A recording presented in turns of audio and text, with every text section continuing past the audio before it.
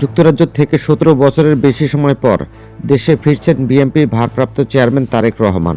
বাংলাদেশ সময় বুধবার রাত 12:15টায় তাকে বহনকারী বিমান বাংলাদেশ এয়ারলাইন্সের একটি ফ্লাইট দেশের উদ্দেশ্যে লন্ডনের হিথ্রো বিমানবন্দর ত্যাগ করেছেন।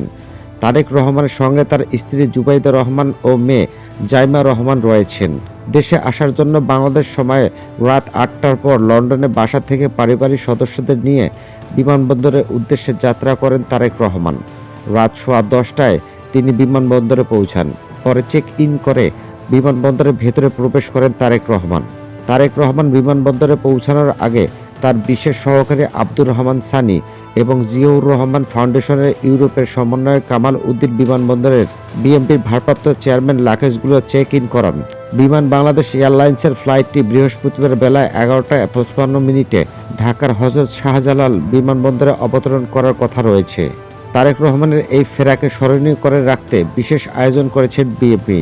আজ দুপুরে গুলশানে বিএনপি চেয়ারপারসনের রাজনৈতিক কার্যালয়ে সংবাদ সম্মেলন করে তারেক রহমান ৩ দিনের কর্মসূচির কথা জানান দলের স্থায়ী কমিটির সদস্য সালাউদ্দিন আহমেদ।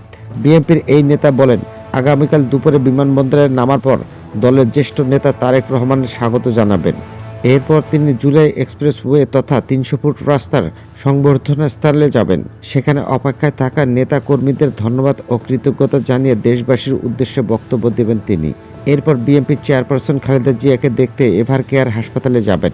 সেখান থেকে বিমানবন্দর সড়ক হয়ে কাকলির মোড় হয়ে গুলশান ২ নম্বরে বাসভবনে চলে যাবেন। সালাউদ্দিন আহমেদ বলেন, পরদিন শুক্রবার জুমার নামাজের পর তারেক রহমান বাসভবন থেকে প্রথমে রাজধানী শেরেবাংলা নগরে জিয়াউর রহমানের কবর জিয়ারত করতে যাবেন।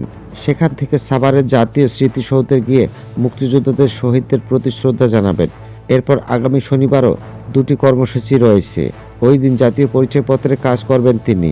এছাড়া শহীদ ওসমান বিন হাদির কবর জিয়ারত করতে ঢাকা বিশ্ববিদ্যালয় ক্যাম্পাসে যাবেন বিএনপির ভারপ্রাপ্ত চেয়ারম্যান।